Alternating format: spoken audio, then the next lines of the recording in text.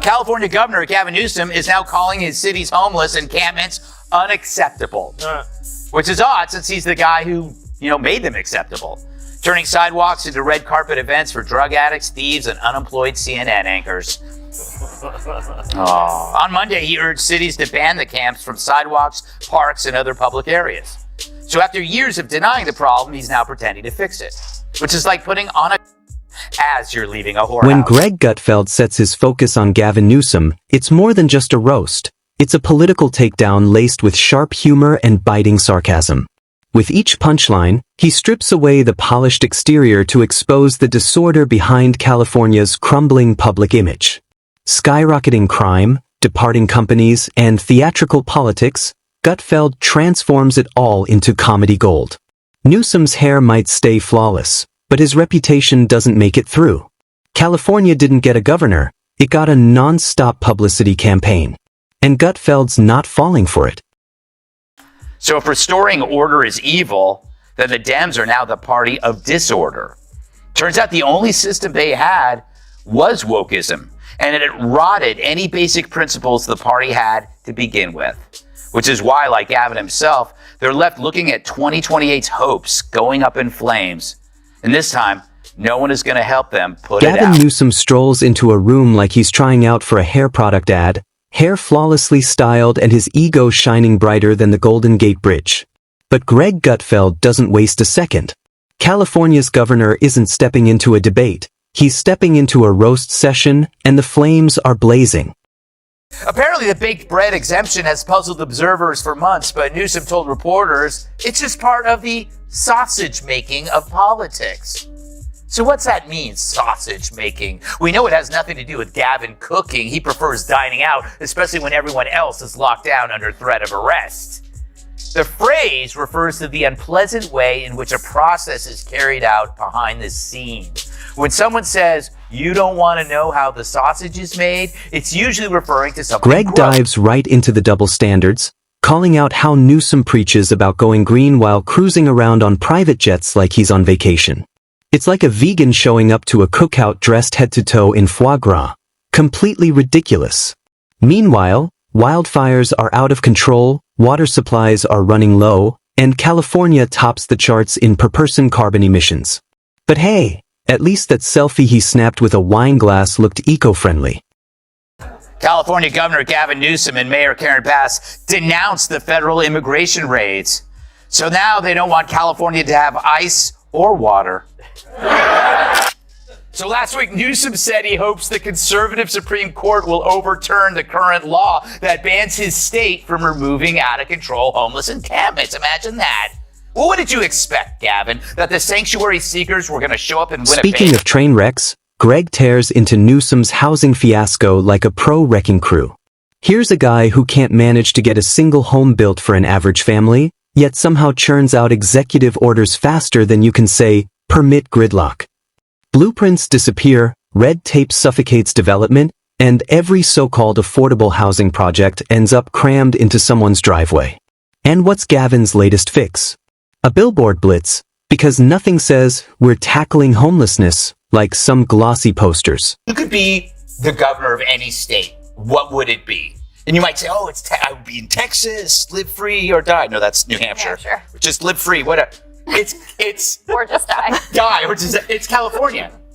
Because people can live under the most incompetent governance ever, but it's still California, right? Then there's the California-style crime surge. Greg jokes about where Newsom hid the governor's magic wand, because all he seems to do is toss around some glitter and call it community outreach. Carjackings, open-air drug markets, aggressive panhandling, main streets starting to resemble a post-apocalyptic film set, and locals practically need a weekend survival manual. But Gavin's favorite move? Issuing a press release praising empathetic leadership. Like that's going to help you recover your iPhone from a guy in a beat-up minivan. So why do I keep bringing up Gavin? Well, other than my respect for his work in American Psycho, he's starting to distance himself from his party's worst ideas. Newsom, a guy who hates fossil fuels but could still bring down the price of gas by wringing out his hair, once proclaimed that his state would be a sanctuary to all who seek it. Then people actually came, tons of them, moving faster than a mob of Walgreens shoplifters. Greg digs even deeper into Gavin's showboating. Cancel this. Mandate that. Scold the other states. Newsom's middle name might as well be Performance. He's California's most high-profile virtue signaler, bragging about executive overreach like a kid showing off how much candy he ate. How about quietly funding real solutions, Gavin, instead of firing off tweets from a hillside while everything below burns? And then there's the budget. Greg jokes it looks like Newsom's personal checkbook, loaded with wild spending on nonprofits, grants tossed to anyone who raises a hand, and promises that pile onto future debt. California throws tax dollars at flashy programs, high-speed rail to nowhere, universal luxury diapers, and fantasy-level climate funding, while roads crack and basic systems fall apart. And let's not forget the infamous mask-off moment. Greg calls out the indoor dining ban, immediately followed by Gavin's star-studded dinner party photo op. Nothing says rules for thee, like rewriting your own guidelines with a fork in hand before the ink on your tweet even dries.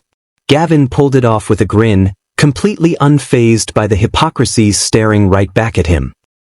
So after years of denying the problem, he's now pretending to fix it, which is like putting on a condom as you're leaving a whorehouse. Who hasn't? What's a condom? But as always, when a far-left Dem runs for national office, he acts like a Republican. This is where the left is really pro-trans. Suddenly, they grow bald. Healthcare promises? Greg mocks Gavin for hyped-up plans that never actually happen. Universal coverage, mental health overhauls, addiction recovery programs. It's always strategic frameworks, task forces, and pilot projects.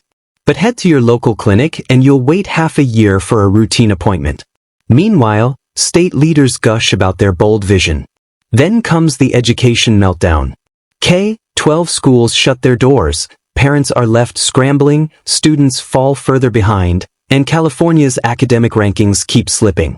Still, Gavin rattles off lofty ideas about equal access and education 2.0, more like 0.0. And then there's the Hollywood hypocrisy. Gavin's cozy with big money moguls. Lobbyists line up, insiders score contracts, and celebrity endorsements pop up faster than rainbow license plates. Greg calls it a full-blown political hustle. Newsom's not running a state, he's running a talent agency. But the real question is, who's actually delivering results? So Newsom is fed up with tent cities, the crime, the urban decay? No, he's not mad about that stuff. He's mad you noticed. It's like a criminal telling a jury he's sorry he robbed 25 banks when he's just sorry he got caught on the 26th. Because this isn't some spontaneous crisis. It's a man-made disaster like Chernobyl or Fox and Friends. Performance. First, he played the lockdown czar, shutting down salons, gyms, and even bakery lines, preaching self-discipline to the masses. Then, he's caught fine dining at the French Laundry like it's part of his brand strategy. His policies flip-flop more than his private jet schedule. Greg points out that the rules are meant for average people. Gavin floats above them. He writes the laws, then poses in photos that break them. On budget reserves, Greg notes how Newsom bragged about billions in savings, only to burn through them on pet projects, bailouts, and questionable grant schemes. Now the state's credit rating is shaky. Yet somehow, Gavin still found room in the budget for electric surfboards and unnecessary solar-powered boats. And don't forget Gavin's obsession with PR. Every disaster kicks off with a glitzy campaign. Wildfire preparedness gets an Instagram post, drought response gets a celebrity PSA, earthquake safety gets a hashtag. But when you actually visit communities, you'll find caution tape and shuttered storefronts. Greg highlights the disconnect between the polished image and the actual situation, the glossy branding versus the harsh reality. Gavin ponders why Dems lost. We lost. We lost the popular vote and we lost the electoral vote. We got crushed. And we need to be humble about that, and we need to have some grace, and we need to understand why. Was it because of the incumbency penalty? Was it because of inflation? Was it because of interest rates? Was it because of immigration? Was it because we were too, quote unquote, woke? Was it because of issues with Israel? Was it all of the above? I think we are going through that forensic.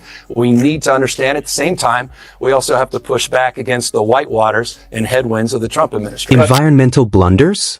Newsom talks up a zero-carbon future but quietly approves permits for fossil fuel projects cloaked in offset buzzwords. The state slaps carbon taxes on businesses while handing out exemptions nobody even reads. Greg chuckles, Gavin's greener in speeches than in real results. He mocks Gavin's career climb, mayor to lieutenant governor to governor, like ascending a staircase built on campaign promises. By the time he reaches the top, the whole thing's tilting, but Newsom still beams like a kid proud of his Lego castle built without a solid foundation. And then there's the never-ending cycle of task forces. Gavin launches them like they're his personal superhero squad. Every time California faces a crisis, he creates a new commission, gives it a fuzzy name like Innovation Cohort or Future Ready Response, and acts like that's real progress. Greg points out no other politician weaponizes buzzwords quite like Gavin. It's never about fixing problems. It's about sounding like a TED Talk wrapped in kale.